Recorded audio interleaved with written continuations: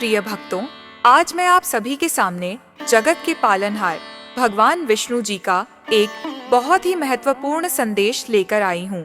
यह संसार कर्म और संघर्षों से भरा हुआ है।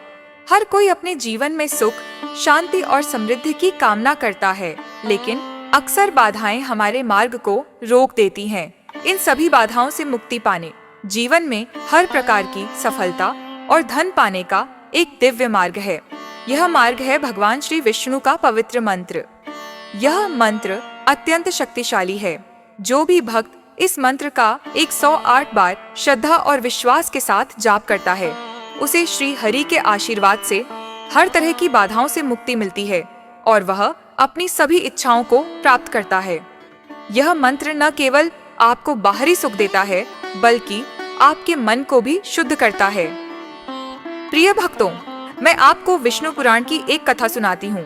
यह उस समय की बात है जब धरती पर राक्षसों का अत्याचार बहुत बढ़ गया था। मनुष्य और देवता सभी परेशान थे। तब देवताओं ने श्री विष्णु की शरण ली। उन्होंने श्री विष्णु का आवाहन किया और उनकी प्रार्थना सुनी गई। श्री विष्णु ने नारायण रूप में प्रकट होकर देवताओं के साथ मिलकर मंत्रों का जाप किया और अपनी दिव्य शक्तियों से राक्षसों का नाश किया।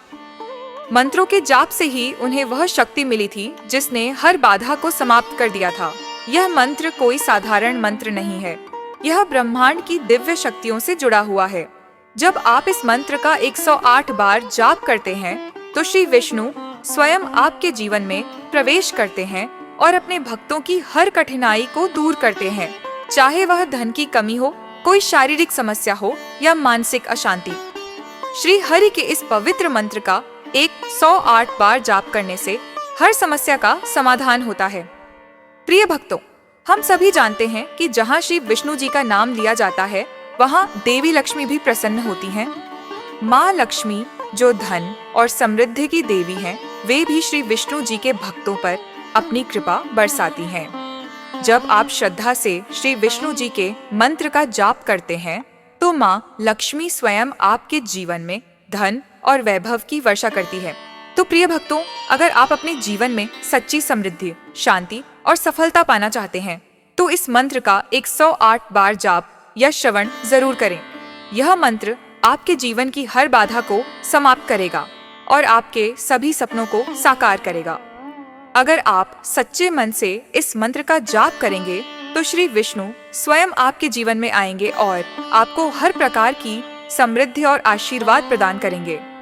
जब आप इस मंत्र का जाप करेंगे, तो आपके जीवन में अद्भुत परिवर्तन आएंगे। आपका स्वास्थ्य उत्तम होगा, आपके धन में वृद्धि होगी और आपको मानसिक शांति प्राप्त होगी। तो प्रिय भक्तों, आज से ही श्री विष्णु जी के इस मंत्र का 108 बार जाप या श्रवण करना शुरू करें। भगवान विष्णु जी का आशीर्वाद सदा आपके साथ रहेगा। कृपा पाने के लिए इस वीडियो को दिल से एक लाइक करके हमारे चैनल सनातन ज्ञान को सब्सक्राइब करें और कमेंट में जय लक्ष्मी नारायण लिखना बिल्कुल ना भूलें। तो चलिए हमारे साथ इस मंत्र का स्मरण करिए। ओम कृष्णाय वासुदेवाय हरये परमात्मने प्रणतः क्लेशनाशाय गोविन्दाय नमो नमः। ओम कृष्णाय वासुदेवाय हरये परमात्मने प्रणतः क्लेशनाशाय गोविन्दाय नमो नमः। ओम कृष्णाय वासुदेवाय हरये परमात्मने प्रणतः क्लेशनाशाय गोविन्दाय नमो नमः। ओम कृष्णाय वासुदेवाय हरये परमात्मने प्रणतः क्लेशनाशाय गोविन्दाय नमो नमः। ओम कृष्णाय वासुदेवाय हरये परमात्मने प्रणतः क्लेशनाशाय गोविन्दाय नमो नमः। ॐ कृष्णाय वासुदेवाय हरये परमात्मने प्रणतः क्लेशनाशाय गोविन्दाय नमो नमः।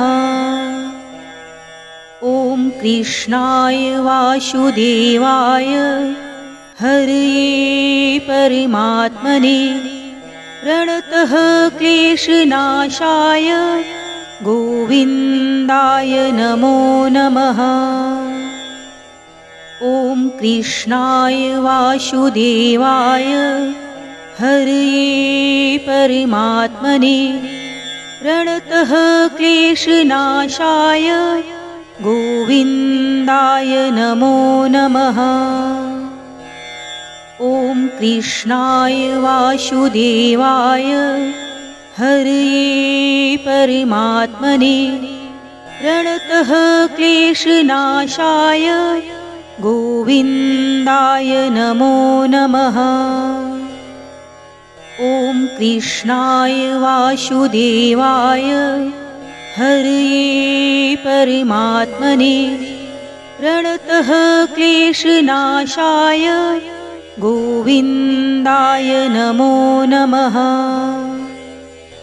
ॐ कृष्णाय वासुदेवाय हरये परमात्मने प्रणतः क्लेशनाशाय गोविन्दाय नमो नमः।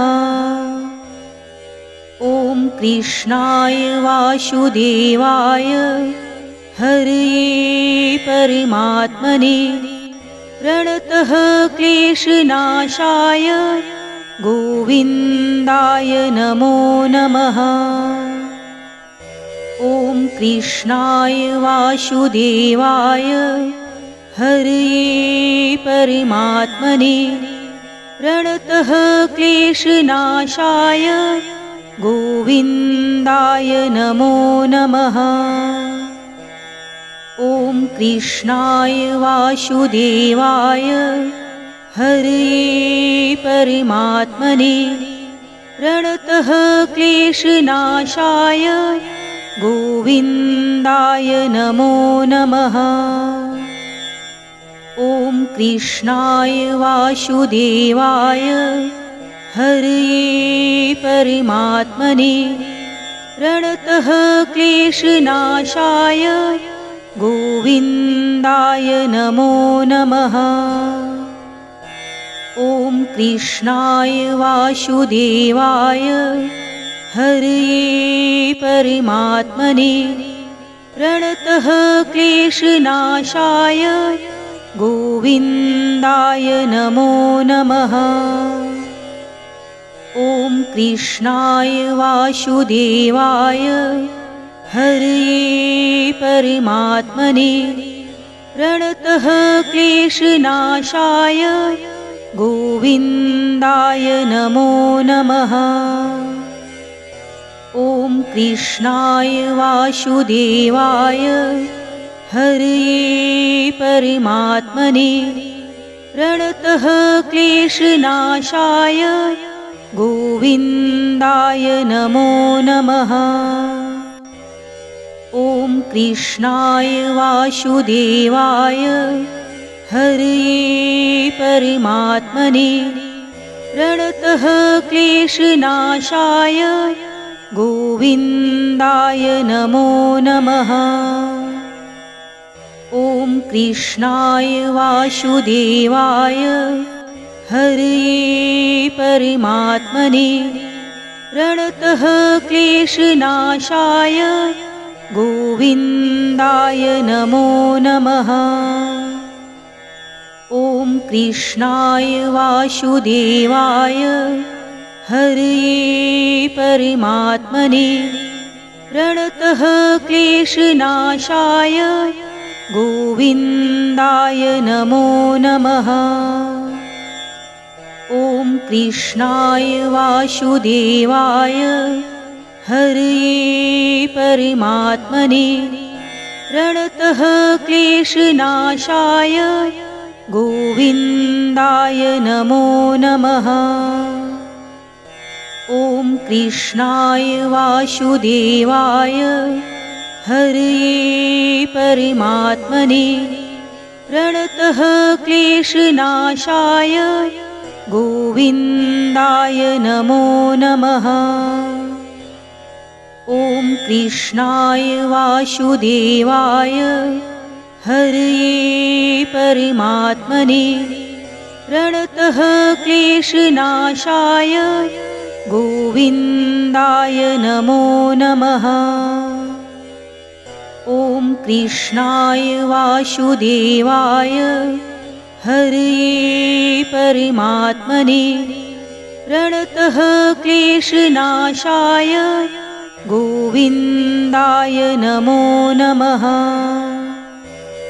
ॐ कृष्णाय वासुदेवाय हरये परमात्मने प्रणतः क्लेशनाशाय गोविन्दाय नमो नमः। ॐ कृष्णाय वासुदेवाय हरये परमात्मने प्रणतः क्लेशनाशाय गोविन्दाय नमो नमः। ॐ कृष्णाय वासुदेवाय हरये परमात्मने प्रणतः क्लेशनाशाय गोविन्दाय नमो नमः। ॐ कृष्णाय वासुदेवाय हरये परमात्मने प्रणतः क्लेशनाशाय गोविन्दाय नमो नमः।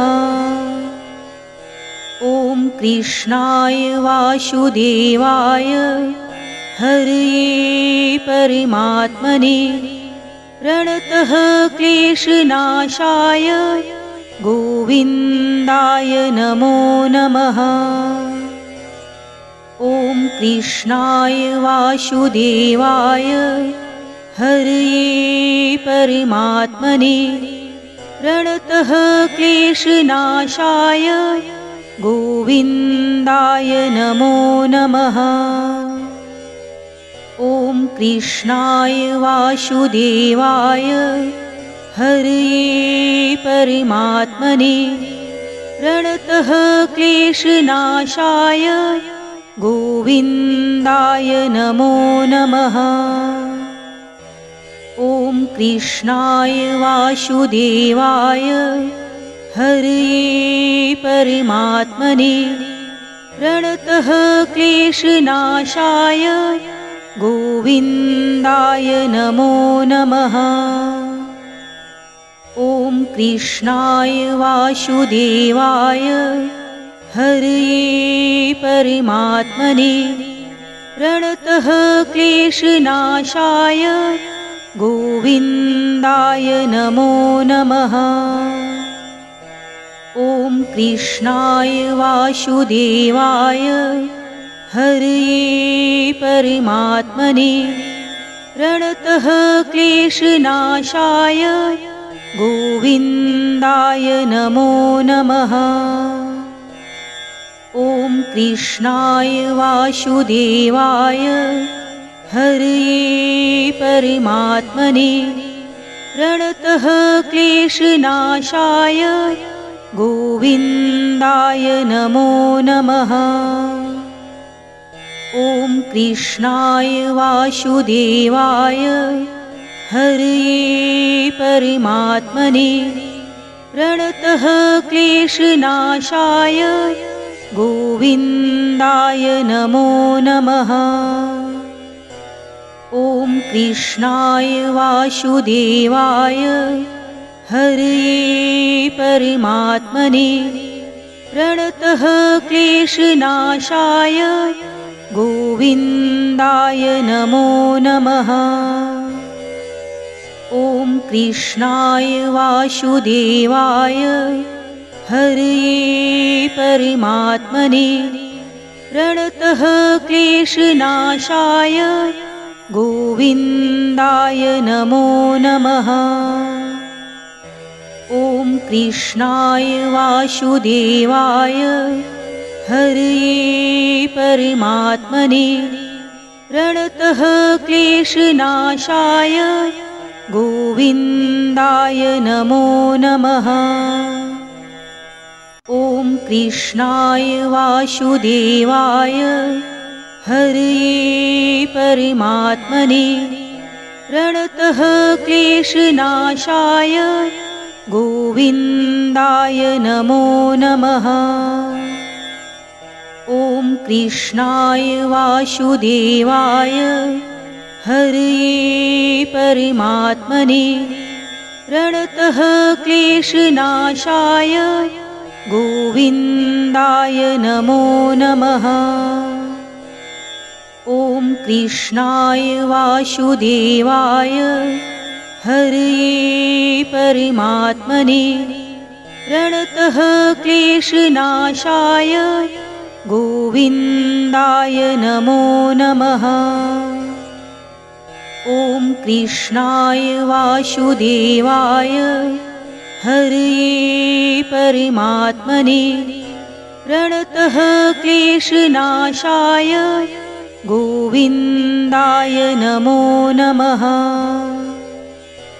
ॐ कृष्णाय वासुदेवाय हरये परमात्मने प्रणतः क्लेशनाशाय गोविन्दाय नमो नमः। ॐ कृष्णाय वासुदेवाय हरये परमात्मने प्रणतः क्लेशनाशाय गोविन्दाय नमो नमः। ॐ कृष्णाय वासुदेवाय हरये परमात्मने प्रणतः क्लेशनाशाय गोविन्दाय नमो नमः। ॐ कृष्णाय वासुदेवाय हरये परमात्मने प्रणतः क्लेशनाशाय गोविन्दाय नमो नमः। ॐ कृष्णाय वासुदेवाय हरये परमात्मने प्रणतः क्लेशनाशाय गोविन्दाय नमो नमः। ॐ कृष्णाय वासुदेवाय हरये परमात्मने प्रणतः क्लेशनाशाय गोविन्दाय नमो नमः। ॐ कृष्णाय वासुदेवाय हरये परमात्मने प्रणतः क्लेशनाशाय गोविन्दाय नमो नमः। ॐ कृष्णाय वासुदेवाय हरये परमात्मने प्रणतः क्लेशनाशाय गोविन्दाय नमो नमः। ॐ कृष्णाय वासुदेवाय हरये परमात्मने प्रणतः क्लेशनाशाय गोविन्दाय नमो नमः। ॐ कृष्णाय वासुदेवाय हरये परमात्मने प्रणतः क्लेशनाशाय गोविन्दाय नमो नमः। ॐ कृष्णाय वासुदेवाय हरये परमात्मने प्रणतः क्लेशनाशाय गोविन्दाय नमो नमः। ॐ कृष्णाय वासुदेवाय हरये परमात्मने प्रणतः क्लेशनाशाय गोविन्दाय गोविन्दाय नमो नमः। ॐ कृष्णाय वासुदेवाय हरये परमात्मने प्रणतः क्लेशनाशाय गोविन्दाय नमो नमः। ॐ कृष्णाय वासुदेवाय हरये परमात्मने प्रणतः क्लेशनाशाय गोविन्दाय नमो नमः।